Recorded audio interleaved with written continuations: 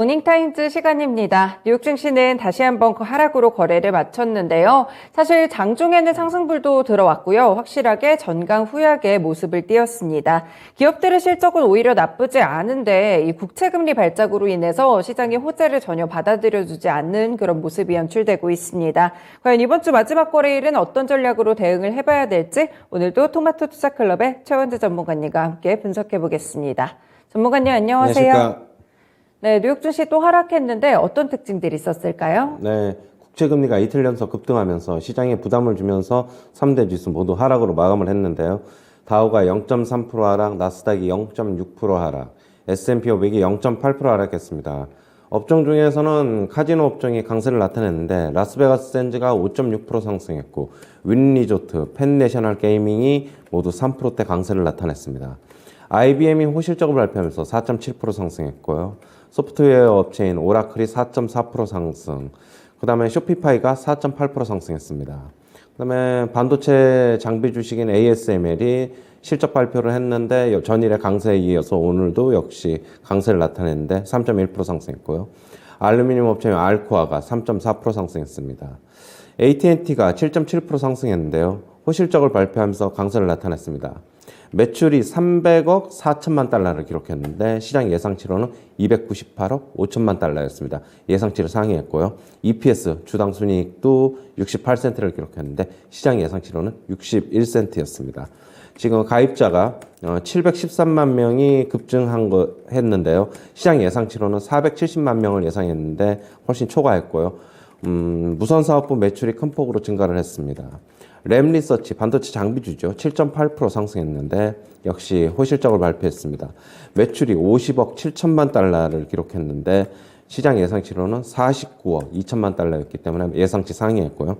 EPS가 10.4달러를 기록했는데 시장 예상치로는 9.57달러였습니다. 역시 시장 예상치 상회했고요.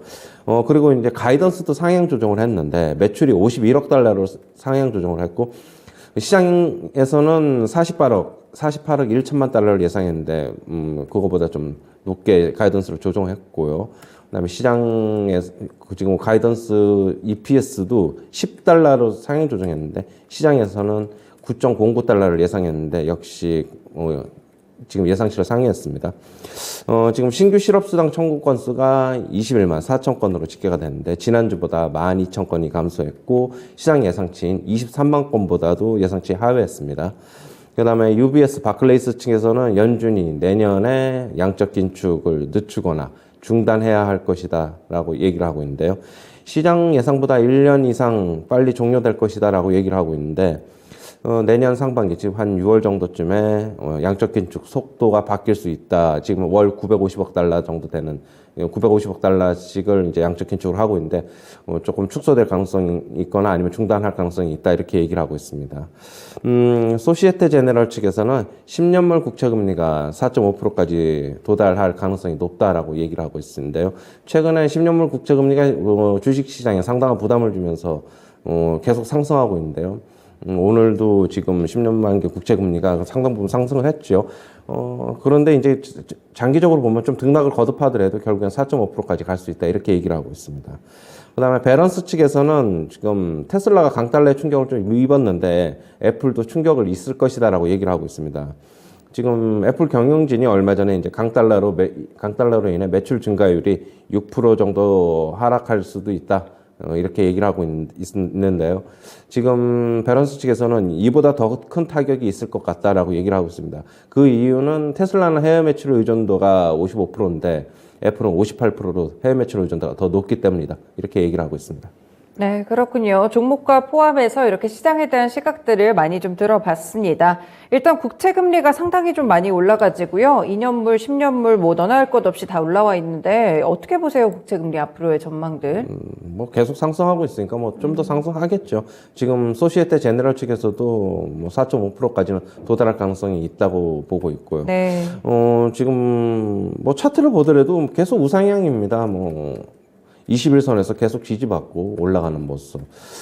그렇다고 본다면은 지금 결국에 10년 만기 국채금리가 좀 꺾여서 내려와야지 시장에 부담을 주지 않고 좀 랠리를 할 수 있는데 네. 이것 때문에 지금 단기 랠리도 나올라다가 그거보다 소폭 제가 예상한 것보다 소폭 못 미쳐서 나오고 있어가지고 지금 시장에서 좀 상당한 좀 부담을 주고 있습니다. 어쨌건 뭐 배당 수익률보다도 상당히 높기 때문에 장기적으로 투자하는 사람들은 굳이 배당주 안 사도 되니까 이쪽으로 투자를 해도 되니까 지금 그렇게 보고 있어요. 네, 국채금리가 좀 꺾이지 않아가지고요. 이런 부분들이 시장을 여전히 짓누르는 부담으로 작용을 하는 것 같습니다. 그리고 고용시장도 견고한가 봅니다. 뭐 노동수요 내년에나 가서야 식을까요? 지금 뭐 예상치를 대부분 뭐 하회하고 있죠. 뭐 소폭 상회하는 할 때도 있지만은 주간으로 보면은 여전히 아직 뭐 견조하다라고 보고 있고 꺾이려면 역시 좀 시간이 좀 필요한 것으로 보고 있습니다. 네, 노동시장 이제 매주 신규 실업수당 청구 건수가 발표가 되는데 아직까지 뭐 기업들이 해고를 적극적으로 나서거나 그러지는 않는 것 같습니다. 그리고 이 UBS와 바클레이스 그러니까 글로벌 아이비들 측에서 내년에 연준이 양적 긴축을 늦추거나 중단해야 된다 이런 의견들을 냈는데 실제로 좀 가능한 건지 시장에 좀 어떤 영향을 주게 될까요? 내년에 이제 금리 인상을 초까지는 어느 정도 하고 동결시킨 다음에 뭐 인플레이션 꺾이는지 일단 좀 볼 것으로 좀 예상을 하고 있잖아요. 네. 그런데 이제 뭐 중간에 뭐 금융시장이 좀 불안하거나 뭐 안정화시키려는 이슈가 생기면은 결국은 금리에 손을 대기보다는 금리를 인하하기보다는 결국에는 양적 긴축을 먼저 속도를 늦추거나 중단할 것이다. 그렇게 보고 있습니다. 네, 그렇군요. 이제 연준의 스탠스가 두 가지로 조절을 하는데 양적 긴축 그리고 이제 금리 인상 이 두 가지를 좀 가져가고 있는데 금리를 건드리기보다는 양적 긴축 쪽으로 좀 늦추거나 중단해야 될 시기가 좀 오지 않을까 이런 글로벌 아이비들의 시각도 확인을 해봤고요. 뭐 개별적인 종목에서는 뭐 테슬라 먼저 보면 실적 이후에 뭐 어제도 시간외에서 많이 빠져가지고 충격이 예상되긴 했지만 6% 정도 밀렸더라고요. 좀 앞으로의 전망 어떻게 보세요, 테슬라에 대해서? 지금 이제 50% 정도 빠졌어요. 네. 최고점 대비. 조금 더 빠질 여지는 있어요. 뭐 다른 네. 종목들이 워낙 뭐 한 65%, 70% 가까이 빅테크 주식들도 빠진 게 많기 때문에 테슬라도 역시 조금 아래로 더 빠질 가능성이 있다. 역시 애플하고 테슬라가 좀 바닥이 나와야지 전체적으로 시장이 바닥을 형성하고 좀 단기 랠리라도 좀 강력하게 좀 나올 것이다. 그렇게 보고 있어요. 네, 지수들이 좀 많이 하락을 하는 동안 안 빠진 종목들 가운데 테슬라랑 애플 뭐 대표적으로 있으니까요. 추가적으로 좀 하방이 열릴 여지도 있으니까 투자하실 때 참고를 해보시면 될 것 같습니다. 애플도 함께 체크를 해보면 뭐 말씀 주셨던 대로 해외 매출 비중이 사실 테슬라보다 조금 더 높아가지고 강달러 영향에 같이 좀 충격을 받을 것이다 이런 전망이 나왔더라고요. 네, 뭐 지금 결국에는 테슬라도 강달러의 충격을 좀 받았는데 실적이 애플도 지금 다음 주에 지금 실적을 발표하는 것으로 알고 있는데 네. 뭐 그러면은 영향이 있지 않겠나 지금 그렇게 보고 있어요. 네, 그렇군요. 오는 27일에 애플의 실적 발표가 있으니까 애플 뭐 투자하시는 분들이라든지 관심 있으신 분들 그리고 뭐 미국 지수랑 함께 연동해서 꼭 봐야 되는 종목이니까요. 체크를 해보시면 좋을 것 같습니다. 네, 호실적 냈던 종목들 함께 또 체크를 해보면 AT&T가 7% 정도 올랐어요. 최근에 좀 바닥에서 딛고 올라오는 것 같더라고요. 네, 그렇죠. 뭐 그런데 통신주기 때문에 일단은 네. 주가는 변동성은 좀 크지 않고 어제 호실적을 발표하면서 좀 강하게 상승을 했고요. 뭐 일단 가입자가 시장 예상치보다 좀 크게 늘어난 게 일단은 뭐 매출하고 EPS도 좋았지만은 시장에서 긍정적으로 평가하는 것 같습니다. 뭐 이런 종목들은 보통 대체적으로 배당을 좀 기대하고 맞습니다. 들어오나요? 네, 맞아요. 예, 뭐 통신주기 때문에 그렇게 보셔야 될 것 같고, 원래 주가가 저렇게 한꺼번에 확 오르기가 힘든데, 네. 워낙 낙폭이 과다해서 조금 민감하게 좀 반응한 것 같습니다. 네, AT&T 실적까지 함께 좀 체크해 보시면 될 것 같고요. 램리서치도 상당히 실적이 괜찮았나 봐요. 얘는 좀 어떻게 나왔을까요? 반도체 장비주인데, 일단은 어제 이제 테슬라처럼 장 마감은 이제 실적을 발표했죠. 그런데 오늘 이제 그게 이제 반영이 되면서 강세를 나타냈는데, 일단은 뭐 매출하고 EPS 모두 다 예상치보다 잘 나왔고, 그 다음에 가이던스가 중요한데, 시장 예상치보다도 훨씬 가이던스를 상향 조정했습니다. 그리고 코엔 측에서는 지금 램리서치 주가를 반도체 악재 고려해도 업황 안 좋아도 결국 지금 현재 주가는 저평가돼 있다. 그렇게 보고 있습니다. 램리서치도 이제 어제 말씀했던 대로, 그러니까 중국 매출 비중이 얘도 좀 30% 정도 되는 걸로 알고 있는데, 그 미중의 반도체 관련해서 패권 전쟁에 얘는 영향이 없을까요? 있죠. 있는데 지금 네. 주가는 그걸 반영하고 있다. 그렇게 보고 있어요. 코엔 측에서는. 네. 아, 네, 그렇군요. 이미 주가가 그런 부분들 리스크를 다 소화를 했다라는 의견과 더불어서 오늘 7% 이상의 상승으로 거래를 마쳤습니다.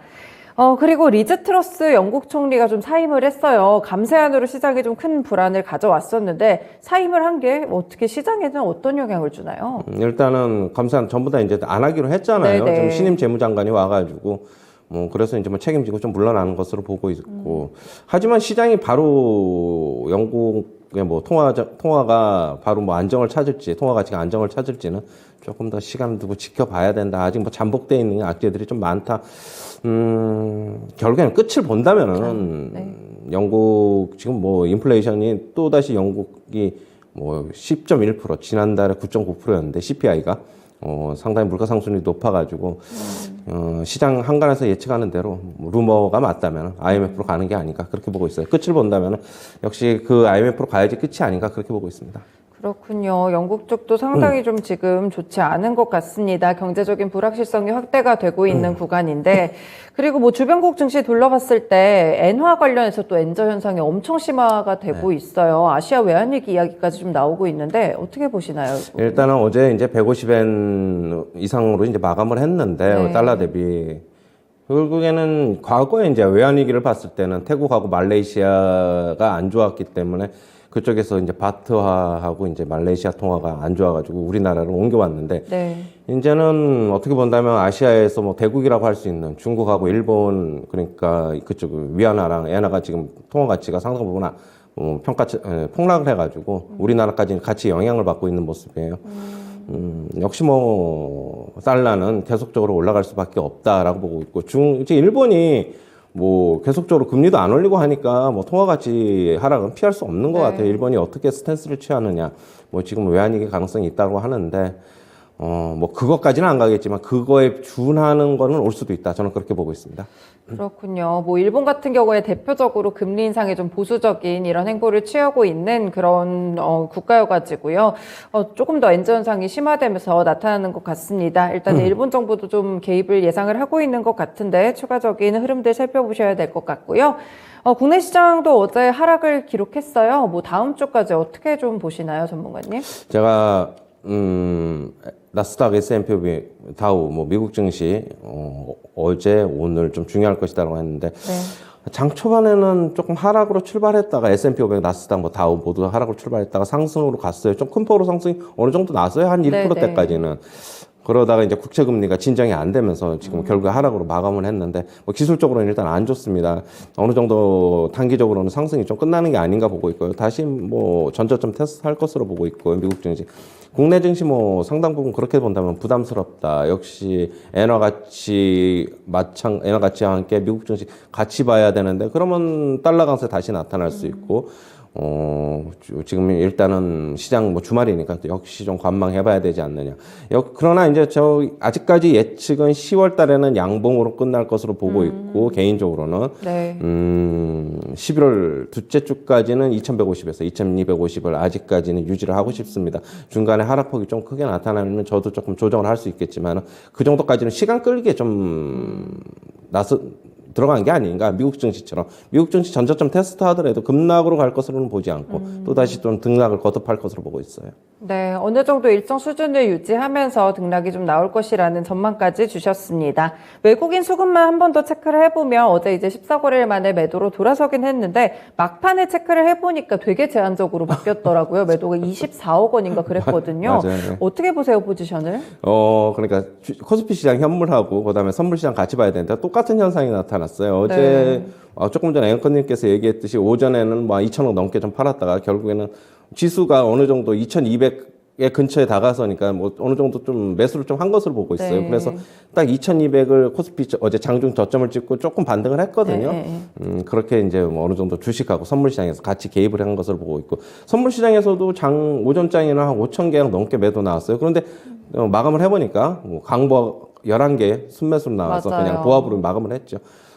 여전히 외국인들은 빠지면 사자 이런 입장인 것 같아요. 자기네들도 스탠스를 2250에서는 선물 순매수가 절대 안 나오고 있거든요. 네. 결국엔 2250을 상향하려고 그러면 투자자들도 우리 개인 투자자분들 같은 경우도 2250 상단에서 외국인들 선물 순매수가 나오면 아 상향 돌파하는구나라고 보고 그럼 우리도 이제 대비를 해야만 맞는 건데 아직까지는 역시 박스권이다 그렇게 보고 있습니다. 네, 2250포인트를 상단으로 보고 외국인들도 좀 투자를 하고 있는 것 같습니다. 이 포지션 돌파를 할 수 있는지 없는지 여부를 계속해서 장중에 수급을 체크해 보시면 될 것 같아요. 네, 이번 주도 고생 많으셨습니다. 고맙습니다. 네, 감사합니다. 다시 지수의 힘이 조금 빠지고 있죠. 시장에 여전히 남아있던 우려들이 조금만 방심하면 고개를 드는 모습으로 나오고 있습니다. 그럼에도 실적이 강하다면 펀더멘털이 탄탄한 종목들은 한 번씩 수익을 주는 혹은 손실을 메꿔주는 그런 시세를 좀 내고 있거든요. 종목에 대한 실적 일정들 잘 체크해 보시고요. 이번 주 마지막 거래일도 드린 전략들 활용해서 잘 대응해 보시길 바라겠습니다. 지금까지 모닝타임즈 시간이었습니다.